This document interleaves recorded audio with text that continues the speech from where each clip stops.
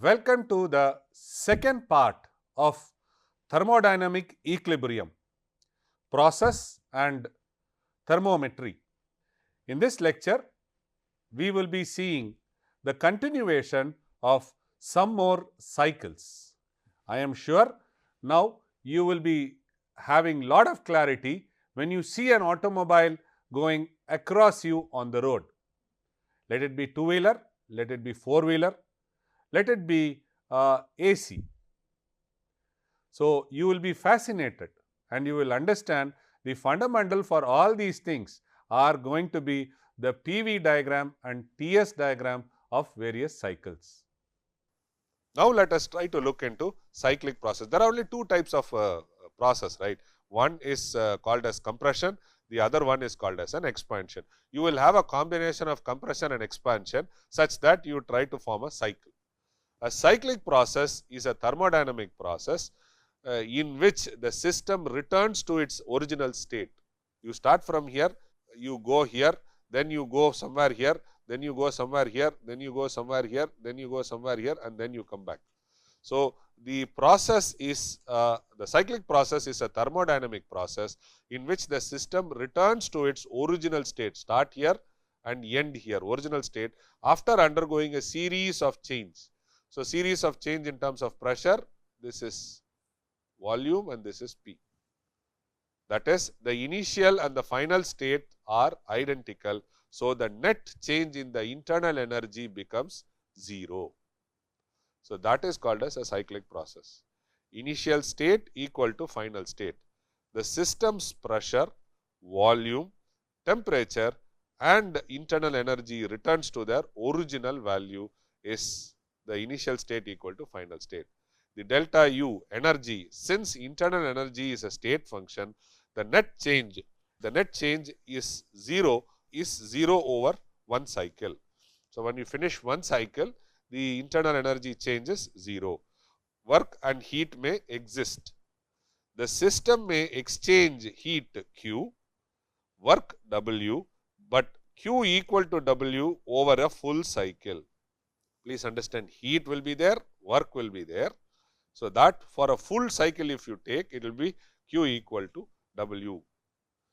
Used in engines, found in power cycle like Otto cycle, diesel cycle, Brunton cycle and Rankine cycle. The graphical representation can be showed in terms of a closed loop curve or a PV diagram or a TS diagram. Okay. These things are very important. Examples of a cyclic process. Carnot cycle. Okay, I told you very clearly.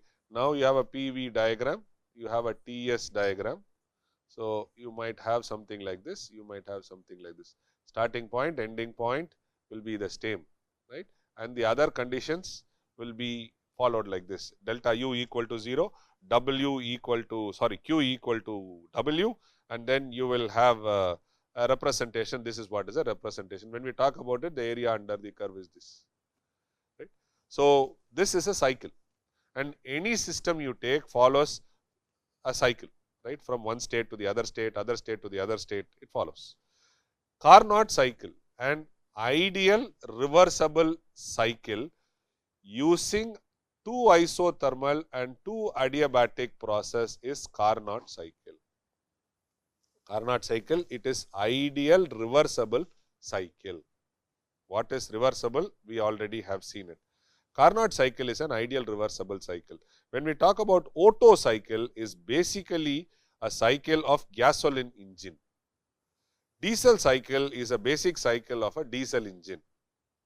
Brayton, in the previous one also, Brayton has to be the Bayent, I would have said. So, Brayton cycle used in jet engine and gas turbine.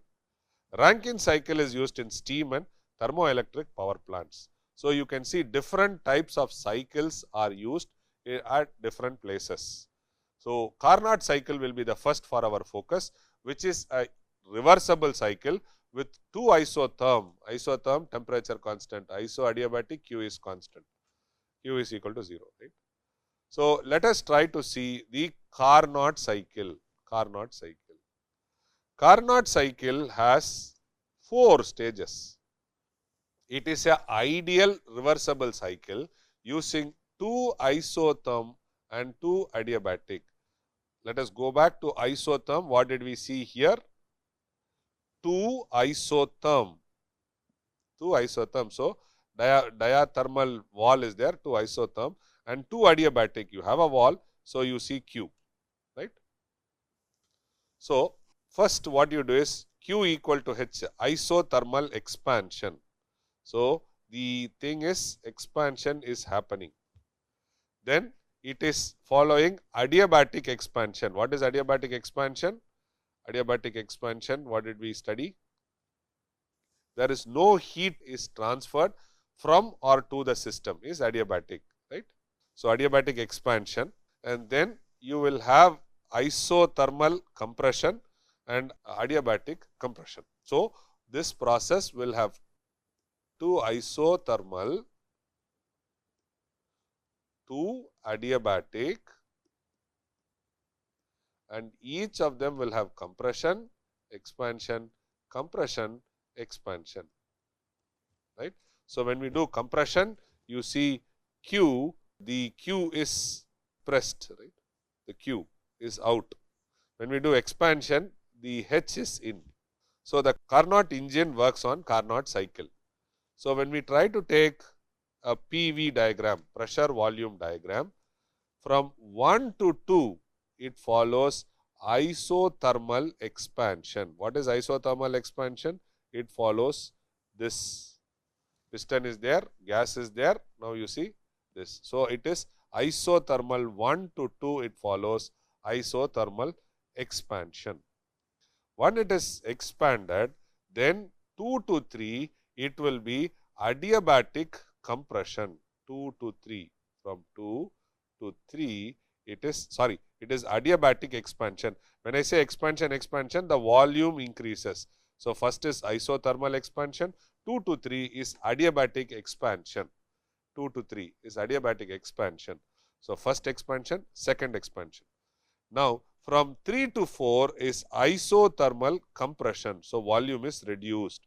When the volume is reduced, pressure is increased. Then it is adiabatic compression, so that the cycle is closed. So, if you look at this PV diagram, 1 to 2 is isothermal expansion, then 2 to 3 is adiabatic expansion, 3 to 4 is isothermal compression, then 4 to 1 is adiabatic compression. So, when you do adiabatic compression, there will be volume reduction, pressure increase. So, when we try to plot the similar thing with TS diagram, yes. So, now what happens? If you try to move from 1 to 2, what happens is it is isothermal expansion. So, the temperature is almost constant. Then from there 2 to 3, when we do adiabatic expansion, you see there is a reduction in temperature, because 2 to 3 entropy is constant, temperature is falling, because you have gone for a 2 to 3 is expansion. So, entropy is constant, but there is a expansion in the volume. Then from 3 to 4, what we do is we try to do compression. So, which is isothermic compression. Isothermic compression means the temperature is constant. So, the S is reduced, and then what you do is we try to do adiabatic compression, which is 4 to 1. There is an increase in temperature. Isothermal, then it is increase in temperature. Now, you see this follows a cycle. TS diagram tries to talk about 1 to 2 isothermal expansion, adiabatic expansion, then it is isothermal compression, adiabatic compression. So, this tries to explain what is a cycle and how does a Carnot cycle work. So, let us try to take a cyclic process in thermodynamics, which is Carnot cycle. So, Carnot cycle, we are trying to consider it as an ideal reversible cycle. an ideal reversible cycle using two isothermal and two adiabatic processes are used. So, you will have a hot reservoir TH, then you have which is TH, then you have a cold reservoir. So, you can try to have TH, then T1 you can try to have T initial or T room temperature. So, then what happens? There is a work done. So, when the heat transfers T, then there is Q, which is QH very high, then this is a heat engine, then Q low happens. So, from here you try to tap and then run an engine, right? An ideal reversible cycle with two isothermal and two adiabatic process. Besides being a reference cycle for modeling and designing high efficiency heat engine, the Carnot cycle has many practical applications like heat pump, which is used to generate heat, and refrigerator to produce cooling. So, heat pump is one of the biggest example which is used where we use a Carnot cycle. The steam turbine used in power plant and ships are also found its root from Carnot cycle and Carnot engine.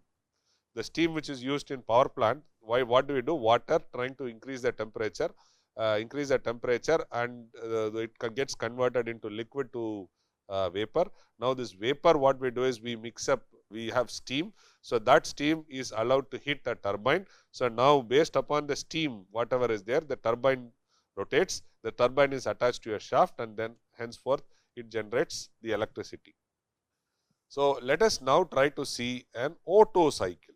Otto cycle, which is a basic cycle of a gasoline engine. Basic cycle of a gasoline engine. The air standard Otto cycle is the idealized cycle for spark ignition. So, in your petrol, what happens is you will have air, you will mix the air with petrol, then you try to atomize it,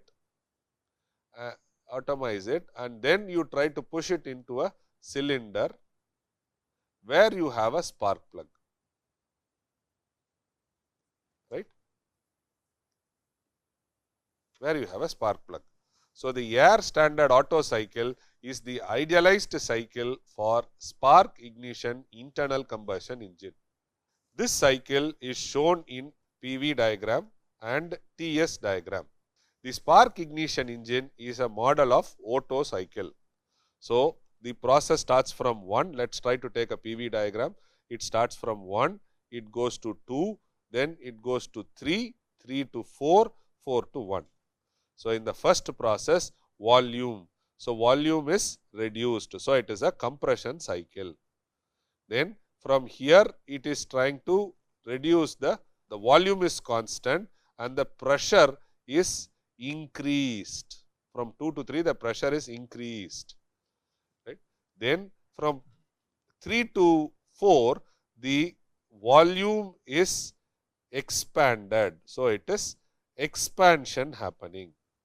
Then from 4 to 1 there is a pressure drop. So, here we will try to see 1 to 2 is a reversible adiabatic compression of air. Volume reduction, compression. Volume expansion, volume enlargement, it is expansion. So, that is straightforward. So, it is adiabatic compression where Q dot is equal to 0. Then in 2 to 3, it is a constant volume. I told you, there is no change in volume, but there is a increase in pressure. So, heat addition to constant volume happens. So, once it happens, then what happens is the pressure increases. The volume is constant. So, the volume is constant. Now, you are trying to add more energy. So, what happens? The piston expands. So, the piston is in the bottom stage. So, it is a confined area. You are applying heat. So, then the pressure increases. So, 2 to 3 heat addition to the constant volume. So, there is a pressure increase. Then from 3 to 4 you have an expansion, volume increases, adiabatic expansion of air, and then 4 to 1 is the heat rejection at a constant volume. So, if you go to the TS diagram, you can try to see 1 to 2, which is 1 to 2 is a adiabatic compression.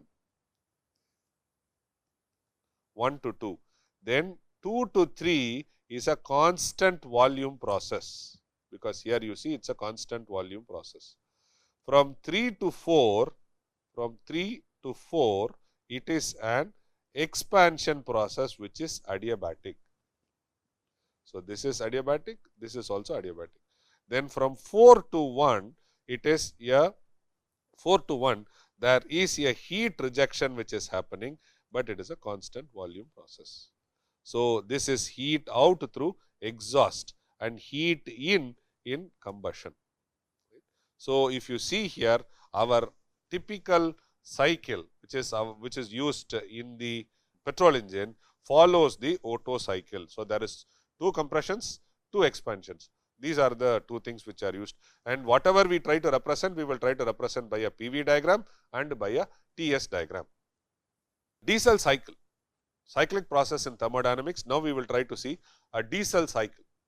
Diesel cycle, a basic cycle of a diesel engine, right? The diesel engine is a thermodynamic process that is commonly used in diesel engines for internal combustion. It operates on the principle of constant pressure combustion and consists of 4 distinct processes: intake, compression, combustion and exhaust. Again, let us go with the PV diagram. So you have a PV diagram, then you have a TS diagram. PV diagram will try to talk about the 4 processes which are involved with a piston cylinder. First cycle will be intake, then it will try to compress, then it will try to do combustion, then we will try to do exhaust. So the process 1 to 2 in a diesel cycle. So 1 to 2, it follows, 1 to 2 is this process, it follows adiabatic compression. So adiabatic compression means there is a reduction in volume. Now 2 to 3 is the heat addition which happens. So the volume is slightly increased, but the pressure is kept constant. Then from 3 to 4, there is a work out. There is a, from this to this, from 3 to 4, there is an adiabatic expansion process. Then from 4 to 1, there is a rejection process. So this is very clear from a PV diagram. 1 to 2 compression, 2 to 3 is slight expansion, then 3 to 4 is a complete expansion, 4 to 1 is a heat out where there is a constant volume. So when we try to go for a TS diagram, you can try to see 1 to 2 is adiabatic compression where the work is given in. 2 to 3 is heat in. You can see it, heat in. Then 3 to 4 is the work out. 4 to 1 is the heat rejection. So here it is TS. S is entropy, T is temperature. So 1 to 2, there 1 to 2 there is an increase in temperature. 2 to 3 again there is an increase in temperature. 3 to 4 there is a decrease in temperature, but the volume is the entropy is constant, and 4 to 1 the entropy is reduced. 4 to 1 the temperature is also reduced, right? This talks about diesel. So when you see a truck, it always follows a diesel cycle. Now let us see Brayton cycle. Till now we have been seeing Carnot cycle, Otto cycle and then diesel cycle. The most fundamental one is Carnot cycle. It is an ideal reversible cycle. Next we saw Otto cycle, then we saw diesel cycle. And later you will see when you say constant pressure, increase, decrease, compression happening, how is this happening? You will have to have one more device. So you will see in petrol engine, in Otto cycle, you will always have a spark plug. Now let us start looking into Brayton cycle. Where is it used? It is used in jet engines and gas turbines. Steam turbines you saw, in the similar way you also have gas turbines. So closed Brayton cycle, one of the most common thermodynamic cycles found in modern gas turbine engines. In this case, assume a helium gas turbine with a single compressor and single turbine arrangement. Single compressor, single turbine. Compressor is used to compress the volume, right? Compressor is used to compress the volume. For example, 4:1, there is a compression happening, right? So, now what from the compressor, it is sent to a heat exchanger. What is a heat exchanger? Where in which there is a exchange of heat, which is like you have Q in and Q out is there. So, this gets into a heat exchanger. Then once it is inside a heat exchanger, it goes directly to a turbine. In a turbine, you will have a blade. Through that highly pressurized and very high hot gas, what happens is it hits the turbine blade and the turbine starts rotating.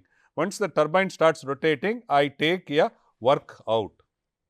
Moment the gas passed through the turbine and it has done its work. So, then slowly what will happen is it will lose its pressure, it will lose its temperature and then come down. When it is coming down, you have to further extract heat out, then we try to extract Q, and whatever is finally left, so that gets into. So, basically if you see, it gets heated here, it gets cooled here by and large, it gets cooled here, or you do not have to use a cool. So, you can try to take the residual heat and take it to the compressor. In the next compression cycle, the temperature residue can be used for an advantage. So, Brayton cycle is a very, very important and a common thermodynamic cycle. So, now let us look into the PV diagram. PV diagram 1 to 2. So, 1 to 2. 1 to 2 is, you see there is a compression happening in the medium. So, 1 to 2, there is a compression. Once there is a compression, there is a pressure increase. Now, in heat exchanger, so what you do is you try to add heat to it. So, you try to add heat to it, and then slowly allow some amount of expansion to happen. From 2 to 3, from 2 to 3, there is a heat which is getting added and there is a small relaxation of the volume. So, 2 to 3 is a place where you add Q, and from 3 to 4, you can see there is a volume expansion, compression, expansion. So, in this portion, there is a volume expansion which comes to 4. Now, at 4, what you do is, again you try to push it into compression cycle 4 to 1. So, now 4 is there. Now, when you go, it gets into the compressor. So, volume reduction, volume reduction, volume expansion, and again a volume expansion. Clear? So, the next cycle is Rankine cycle. So, I will leave you an assignment. You have seen the PV diagram. Can you try to draw a TS diagram for the Brayton cycle? If you are not able to do, do not worry. In the tutorial hour, we will have a discussion and then explain the TS diagram for Brayton cycle.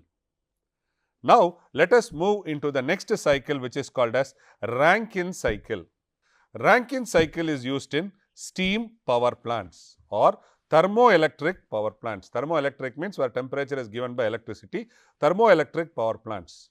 The Rankine cycle also has 4 processes. So, in Rankine cycle, you will have a pump, you will have a turbine. So, from a turbine, you always take a workout. So, you will have a pump. So, what happens in 1 to 2 is, it is isentropic compression happens in a pump. 1 to 2, isentropic compression. Then afterwards, what happens is, there is a constant pressure heat adding into a boiler. So, there is a boiler where heat is getting added. Now, it gets into isentropic expansion when it hits the turbine. Though when it gets out of the turbine, it has done this job of expansion, right?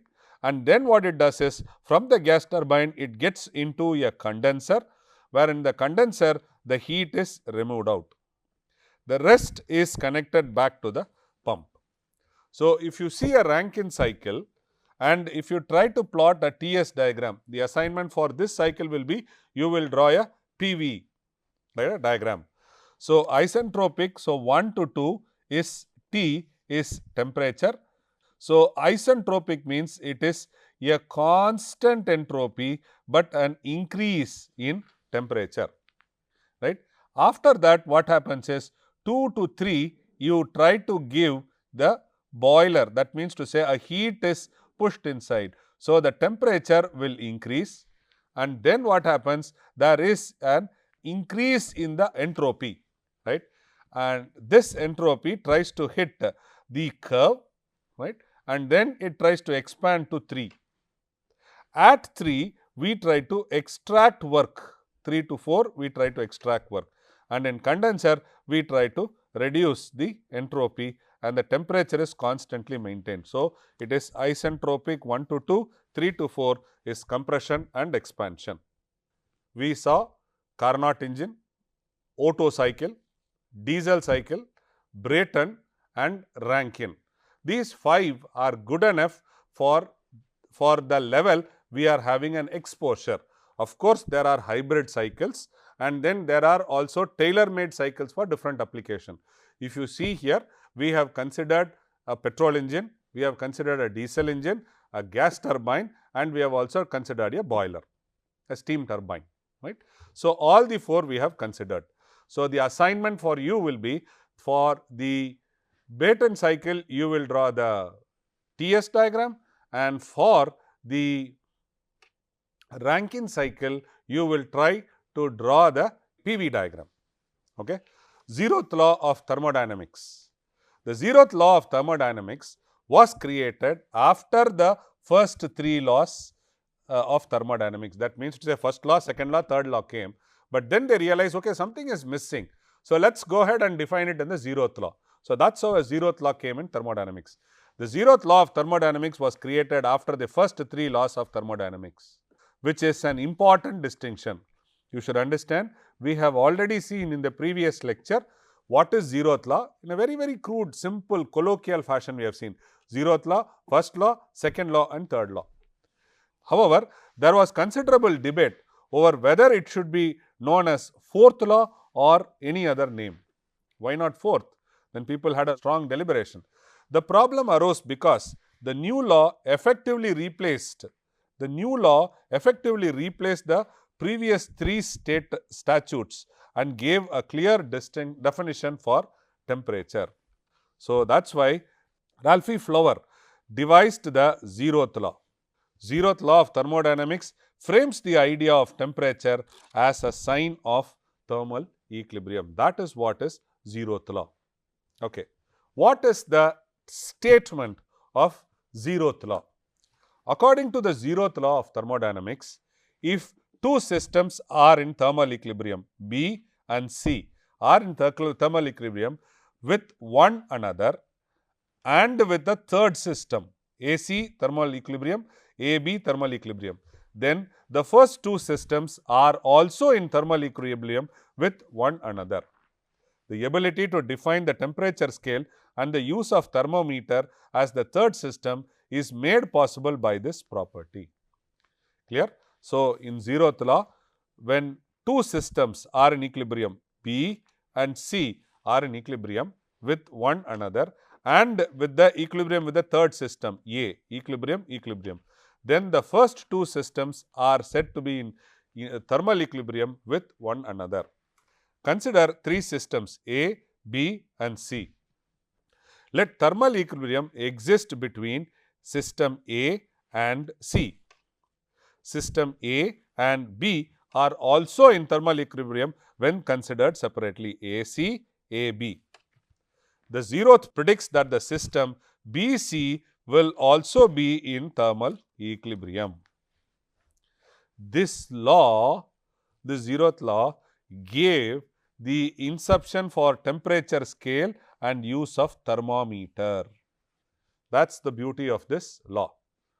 So, application of 0th law of thermodynamics, use of thermometer for temperature measurement, mercury in glass thermometer based on mercury expansion, constant volume gas thermometer measuring pressure changes. Then you will have constant pressure gas thermometer measuring the volume change, electrical resistance thermometer measuring resistance variation. These are the zeroth law application. I repeat, the zeroth law states that if two systems are in equilibrium with one and another AC, AB, right, and with the third system, then the first two systems are also in thermal equilibrium with each other. That is what it is. Based on this came all these applications. The thermometer, which is used for measuring, we always say from 98.4 Fahrenheit degrees to 106 Fahrenheit degrees, right. So, that all came into existence because of the zeroth law. Okay. Some more examples of zeroth law of thermodynamics. The zeroth law of thermodynamics is demonstrated by sweating in a human body. You run, you sweat, right. Sweat quickly evaporates in low atmospheric humidity. Have you seen it? Low atmospheric humidity. When do you have low atmospheric humidity? When you are up the hill, down the hill? Please think about it. Our body provides the heat energy necessary for this sweat to evaporate, cooling the body as a result. That is because of zeroth law. If somebody asks, tell me the phenomena, what happens when you sweat and when the sweat vaporizes? So, then you should say it follows zeroth law principle of thermodynamics, right. The supply of a hot or a cold fluid for a particular application is common in many industries. A hot fluid, where do you use? Suppose you have some sweets inside a container, or let us take steam cooking. You have rice kept inside and then the rice have to cook. So, you pass a hot air or a steam around the oven. So, that keeps the temperature high and that maintains the temperature of the rice. So, you use the hot fluid to do it. Same way with cold fluid, for example, when you are using AC and it is used as a heater, cold fluid for a particular application is common in many industries. The industrial thermometer measures the temperature of the fluid flowing through a pipe. Thermometer, so there is a pipe, so there is a fluid, so through this there is water going and there is a temperature which is there, thermometer which is there, which tries to measure. The industry thermometer measures the temperature of the fluid flowing through the pipe. To display the reading on the dial, so there is a dial. The sensor that is attached to the thermometer must reach a thermal equilibrium with hot or cold fluid. First it has to reach to a equilibrium and then what it will do is it will try to increase. This commercial thermometer is a good illustration of how the zeroth law of thermodynamics is used. So, some more example. Why does hot coffee turn cold if you do not consume it right away? Right? You take a ceramic bowl and then you fill it up with coffee. Over a period of time, this coffee gets cold. Why? Because this is an insulating media. Have you thought about it? This is an insulating media, ceramic cup, it insulates, right? It does not allow heat to go. This is caused by zeroth law of thermodynamics. The room's ambient temperature causes the coffee to lose the heat. Until the temperature of the coffee matches the room's ambient air, it will continue to lose heat. Because of this nature, your coffee gets colder. Let us say that the air is 25 degrees Celsius outside the atmosphere, AC is running 25 degrees Celsius and the coffee temperature is 70 degrees Celsius. Why? 100 is a boiling point of water. Milk will have more amount of water, so you can't go for 100 degrees. It should be around about 70-80 degrees. And mind my friends, when you try to drink a coffee, 70 degrees, all your tissues should be burnt, right? So, it is 70 degrees Celsius. So, you should have a feel for it. So, what happens is, when you try to sip, the liquid quantity is very low, it spreads over a large area of your tongue and your tongue again has a lower temperature. So, there is a heat loss. Clear? So, the hot coffee is 70 degrees Celsius. The coffee will start to lose its heat until the temperature reaches 25 degrees. The coffee will lose until it reaches thermal equilibrium with the environment. In other words, it gets cooled. As a result, the example of a hot coffee cup getting cold is because of zeroth law of thermodynamics. Are you able to now understand and appreciate zeroth law? I repeat once again. So, when two systems are in thermal equilibrium with one and another and with the third system, then the first two systems are also in thermal equilibrium with one another. So, this is the law and these are the examples. So, measurement of temperature. So, I said na application of zeroth law is measurement of temperature measurement. So, the zeroth law is the basic concept behind the measurement of temperature. Temperature is a thermodynamic property of a system that helps to determine that the system is in thermal equilibrium with each other. There has to be a reference body. A reference body is used to get the quantitative measurement of temperature. So, what we are trying to say is, here is a body, here is a temperature measuring device. So, you try to hit at it, you try to measure the temperature, but before even doing it, you will have one more reference. So, that reference body is used to quantitatively help in measuring what is the temperature here. Without this reference, you can't do it, because this reference will try to say, for example, if you try to see a spring balance, what you do is you try to measure the displacement with respect to load. So, you get a straight line. So, afterwards what you say is, from this portion to this portion, you do a calibration and then you try to get this values.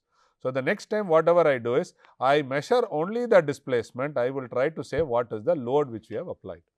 In the same way, what we do is, a reference body is used to get the quantitative measurement of temperature. The reference body used to measure the temperature quantitatively. It is called as thermometer. The reference body is used to get a quantitative measurement of temperature.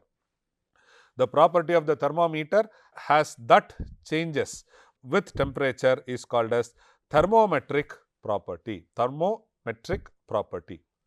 A thermometer is important to measure the temperature of a system. When the thermometer is placed in contact with a system that is needed to measure the temperature, the thermometer and the system will reach a thermal equilibrium. So, the temperature of both these systems will be equal. Using the temperature scale in a thermometer, temperature reading can be observed. What are thermometric properties? I used the word thermometric property. So, now let us understand what is thermometric property. When selecting a good thermometric property for observing temperature reading accurately, it should have some of the points or qualities. The property should vary continuously with temperature in the range of operating. The property should vary continuously with the temperature range of operating.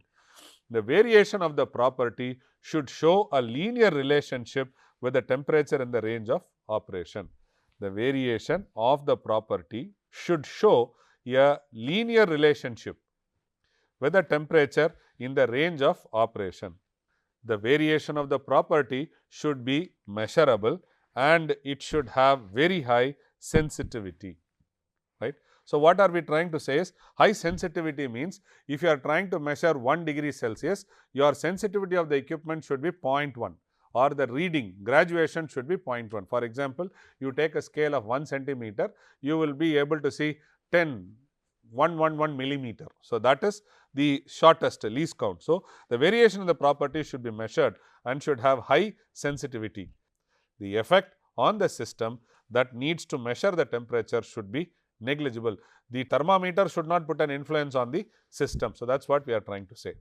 So, what are the different thermometric properties used in thermometer? We have thermometry is thermocouple. So, it works on electromagnetic force. Then you have electromagnetic force. Then you have electrical resistance thermometer, wherein which it works on the principle of resistance. Then we have liquid in glass thermometer, the thermometer what you put in your mouth. Expansion of the liquid, changes in the length. So, you see here mercury bulb will be there, then this will expand and linearly and go, and then here you see the graduations.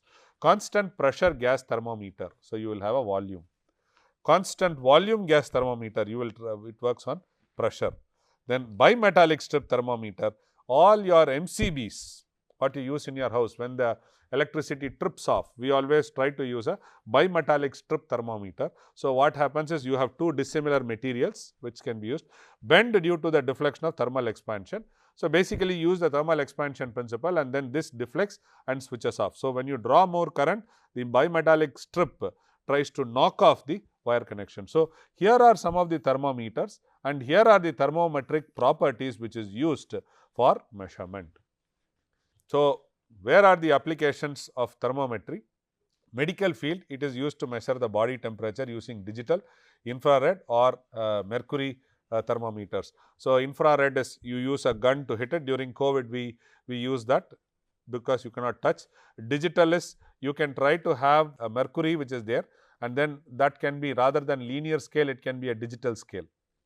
Industrial monitoring, for example, checking furnace, engine, refrigeration system temperature, it is used. Sometimes it is also used in your car sometimes to measure the temperature. Meteorology, it recording of air temperature to analyze the weather parameter. So, weather patterns. So, we use meteorology is also we use thermometry. Then scientific research is measuring precise temperature change in chemical and physical equipments. Then cooking and food safety, ensuring correct internal temperature for food. You will always be done cooking and food safety. For example, when you put a pizza into the oven, so there is always a temperature controlled parameter there. So, ensures correct internal temperature of the food comes in. For example, microwave also you can try to maintain the temperature, time you can vary. Then engineering systems, monitoring the components of engine, turbine, HVAC systems, we use a thermometry. Then environmental, studying climate change by tracking temperature trends, we study the environmental studies based on it. So, there are different scales of measurement, this is very important. So, Celsius is always expressed in degrees Celsius, freezing point of water is 0, boiling point is 100 degrees Celsius. When we talk about Fahrenheit, it is degree F. So, the freezing point of water is 32 degree Fahrenheit. The boiling point of water is 212 degree Fahrenheit, right. Your human body, when you have a fever, it is around about 99 degree Fahrenheit to 106 degree Fahrenheit. This is the max, right. When we talk in terms of Kelvin, it is K, right. So, Kelvin is when you talk about 0 degree Celsius, it is 273.15 Kelvin. When we talk about 100 degrees Celsius, it is 373.15 Kelvin. So, Rankine, which is otherwise called as degree R or degree RA, which is 0 degree Celsius is going to be 491.67 Rankine, and when it is 100 degree Celsius, it is going to be 671.67 degree Rankine. Generally, we try to avoid Rankine. We use all these three scales and symbols is degree Celsius, Fahrenheit and Kelvin. You can see there is a correlation. So, from this correlation, you can try to find out what is the formula. When you want to convert Celsius to Fahrenheit, Fahrenheit to Kelvin, Kelvin to Celsius, you can try to find out a formula. So, now let us look at the scale conversion. As I told you, R scale is seldom used. So, if you want to avoid or if you feel that it is not required, that is okay. But these three systems are very important. You would have studied in your school days also, but let us recollect it. F minus 32 divided by 180 is equal to C. C is the Celsius degree Celsius divided by 100 is equal to K minus 273 divided by 100. So, if you do this, then you can try to have a conversion factor. So, you can try to play with it. So, you can try to say how do you convert Fahrenheit to Celsius, Celsius to Kelvin, and then you can derive the answer. So, to conclude this lecture, what all did we see in the two lectures? The first part is what are the different types of thermal equilibrium we saw. Then we saw what is reversible process, irreversible process. We discussed reversible, irreversible thermodynamic process with their graphical representation A to B, B to A. Then we went into differentiating reversible and irreversible process. Then we saw 4 different types of cycles: Rankine cycle, if you want to go by sequence, Carnot cycle, Otto cycle, Diesel cycle. Then we saw Brayton cycle, and then we saw lastly the Rankine cycle. So, we saw those cycles. Then we went into the basics of zeroth law. We saw what is zeroth law, how do we measure temperature using zeroth law, what is thermometry, what are the different types of temperature scales which are used in real time, and the state of conversion. So, these are the topics which we covered in 2 lectures, and I am sure you would have got insight more about this process. We are not getting deeper into thermodynamics because it is basics of mechanical engineering. So, we are superficially giving all the basic knowledge about these cycles. So, these are the books which we have used for references. Now, let me give you some assignments, right. So, the first assignment is going to be, you take a red hot rod. So, basically you take a cold rod, heat it in a burner in your kitchen, but do it with care, and then see how does the temperature reduce with respect to time. If you have a physical thermometer to touch and measure, fine. If not, you can try to say, oh, reddish, red hot, the bluish green, greenish blue, whatever it is, and then you can say room temperature. So, you can see how does it reduce. Does it reduce in an exponential way? Does it reduce in a linear way? Does it follow a bilinear fashion? You have to understand that. Please do this exercise. Then you will understand the importance of temperature. The next thing is, think about it. I am using a flat surface. There is a flat surface, right. This flat surface is trying to have a very high temperature on its surface, right. There is a very high surface, assuming that this is a tile. When the tile is approaching from moon back to earth. So, there is lot of heat going to be generated. Now, my question is, which will be the best temperature measuring device to get the overall temperature of this tile? And I would like to have the contour of this tile heat rejection. Understood? So, that means to say from 10 kilometers it is coming down to earth. So, it is dropping from there. It is a tile, it is a surface, it is a tile which is coming from here. So, now I am asking you, please measure the temperature and also try to tell me whether the temperature of the flat plate is all along constant or is there any variation, and if there is variation, how will be the variation. You cannot measure it, but you can speculate and see. The third interesting thing which I wanted to tell you is, try to take a pressure cooker in your kitchen and try filling it up with water and start heating it. Note down what is the response of the pressure cooker with respect to time. At some point of time, the heat will go, and then the heat will convert water into steam. This steam will, because it is a constant volume, so the steam will keep on be increasing. At some point of time, the weight, a mass which you put on the top, will be lifted, right. I would like you to plot the activities. When will the weight be lifted with respect to time, and what all are the phenomena which are happening in real time with respect to weight lift. Of course, you cannot see what is there inside a cooker, but you can have a feel with the sound what it gets generated, right. When you boil a milk also, you will get that bullock, bullock, bullock sound, right. So, that means to say there is a nucleation, heat is coming, convection is happening, nucleation happens, and then it tries to move out. So, then the temperature gets. So, friends, I would request you all to do all these experiments by yourself. Think and then try to tell us what are the output of these observations. The assignment which I gave for TS and PV for Brayton cycle and Rankine cycle will be discussed during the tutorial. You please draw it. If you are having problem, you will get it clarified during the tutorial. Thank you very much.